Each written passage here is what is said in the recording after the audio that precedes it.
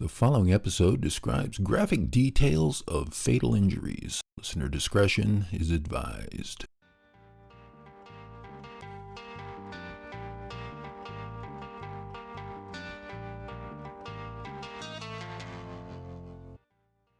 It's early in the morning, around 2 a.m. on Tuesday, October 12th, 1982. Crew of Providence and Worcester Railroad workers are on the Boston and Maine railroad tracks that run alongside Interstate 290 Expressway and Crescent Street in Worcester. As the workers make their way along the tracks, heading in the direction of Lincoln Square, they discover the naked body of 24-year-old Ethel Bosworth under the Expressway Overpass at Crescent Street. Ethel's body was badly beaten and mutilated. The mother of 3 young boys had never returned home from the night before, and more than 40 years later, Ethel's murder remains unsolved.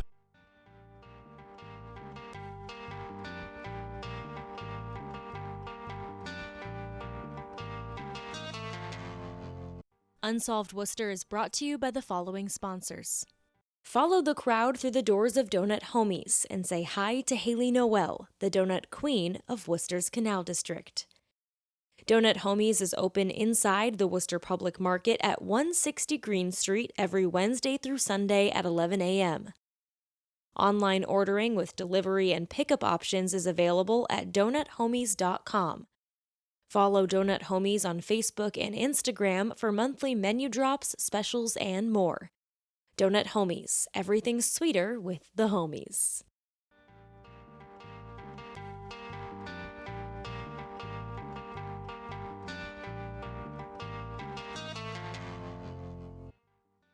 Welcome back to Unsolved Worcester. I'm your host, Dan Yeager. In today's episode, we look at the unsolved murder of 24-year-old Ethel Bosworth on October 12, 1982. Ethel had left her apartment on Wachusett Street around 7 p.m. on Monday, October 11th. It isn't fully known why Ethel left home that evening.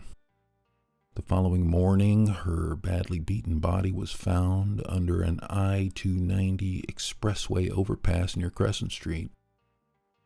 Unsolved Worcester takes a deep dive every Tuesday into the unsolved murders and missing persons cases under investigation by the Worcester Police Department's Detective Unit. Our goal is to remind residents of the Worcester area, both past and present, that there are dozens of unsolved homicides and missing persons cases that need resolution. We hope we can be the spark needed to solve a case. Be sure to visit Unsolved Worcester on Facebook, Twitter, and Instagram, and listen to all episodes for free at unsolvedworcester.com and on your favorite podcast streaming platforms. Check out the video for this episode with exclusive aerial views and more on our Unsolved Worcester YouTube page. And don't forget to hit that subscribe button.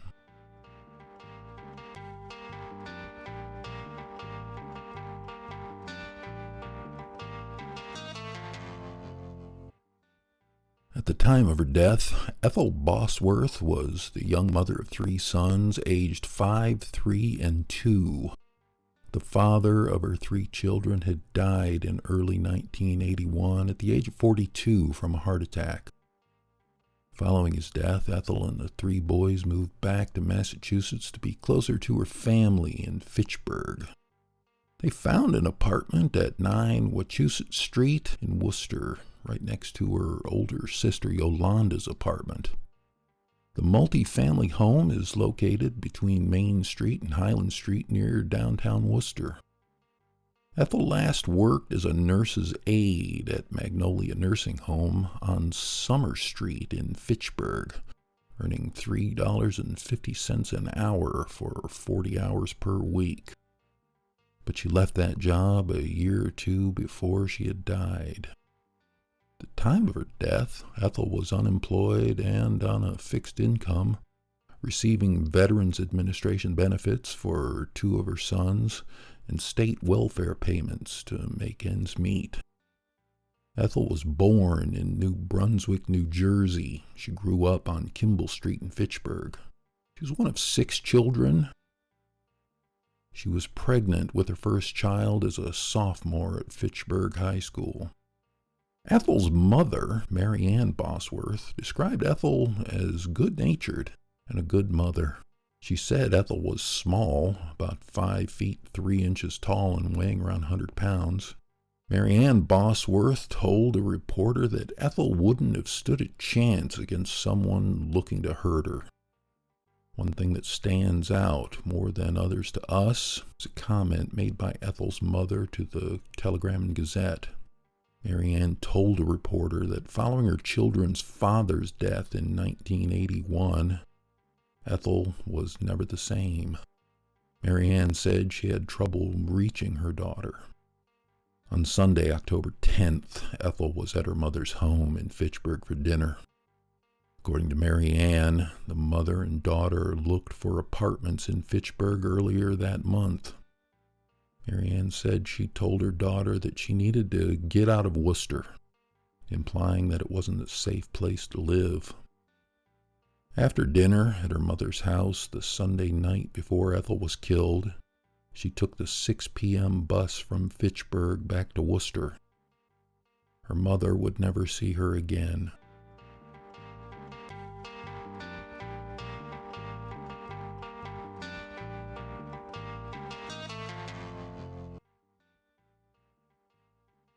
According to court records from 1985, 3 years after her body was found beneath an I-290 overpass, Ethel Bosworth's death was determined to be the result of a violent and vicious battery caused by another person.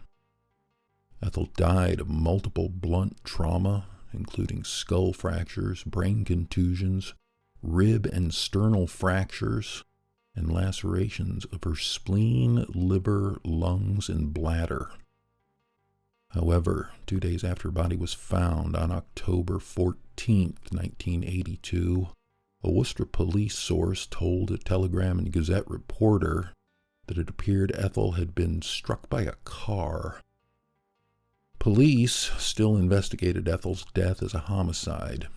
In the same T&G report, the state's medical examiner stated there was no definite evidence of sexual assault, and a Worcester police captain said it didn't appear that Ethel was thrown from the Expressway Overpass.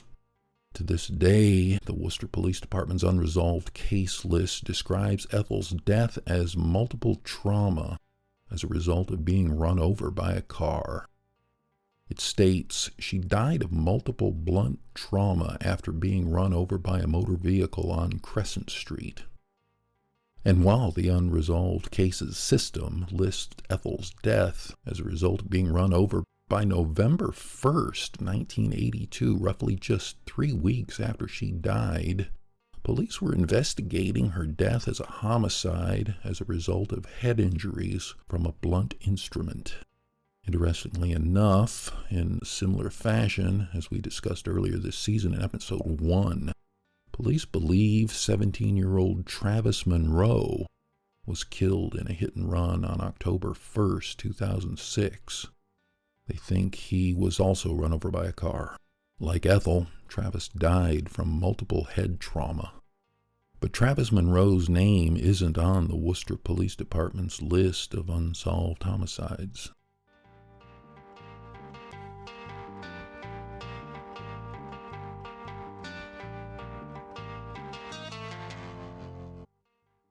No witnesses, a lack of evidence, and whereabouts unknown in the hours leading up to her death hampered the investigation into Ethel Bosworth's murder.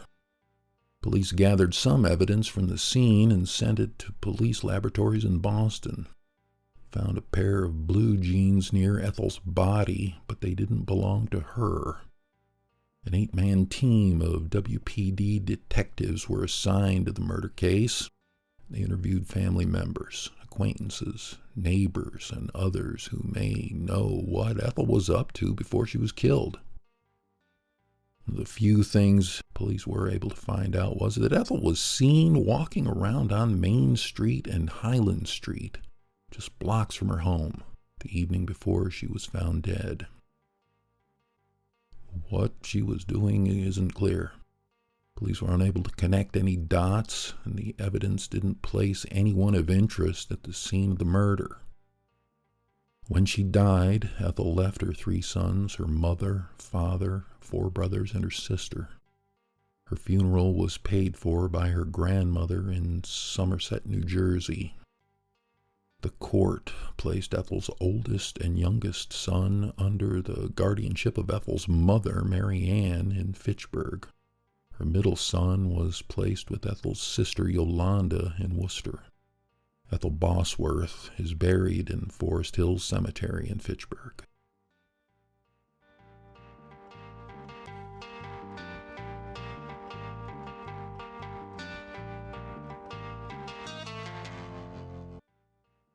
Thank you for listening. I'm Dan Yeager. Don't miss another episode. Click the notification button to get alerts when new episodes of Unsolved Worcester drop.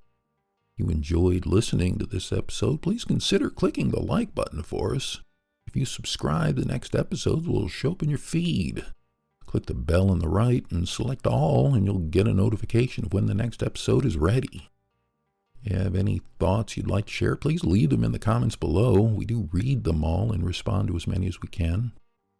Anyone with information about who killed Ethel Bosworth are asked to contact the Worcester Police Detective Bureau at 508-799-8651 or send an anonymous text at 274-637. Write TIPWPD plus your message or send an anonymous web-based message at worcesterma.gov/police. Come back on August 8th for Episode 8 of Unsolved Worcester Season 5 as we explore a pair of connected homicides. The July 18th, 2004 shooting of Andre Edmonds at Lakeside Avenue Apartments, and the August 19th, 2004 shooting of Salarin Lopez on Hawley Street. Police believe the killings are retaliatory gang shootings. Special thanks to the Worcester Public Library, the Worcester Police Department, the City of Worcester, and our sponsors for making this possible. Information on the murder of Ethel Bosworth was gathered from multiple resources, including the Telegram and Gazette, the Commonwealth of Massachusetts court system, and more. The Unsolved Worcester podcast music is provided by Tom Lebelzik of the Worcester Jazz Collective. This episode is written and produced by Pat Sargent. Drone footage provided by Ron Scott at New England Sky Pics. Videography and editing by Colin Turner. Sponsorship information announcer Chandler Walsh. This program is supported in part by a grant from the Worcester Arts Council and the National Endowment for the Arts. Find out more about how National Endowment for the Arts grants impact individuals and communities. Visit www.arts.gov.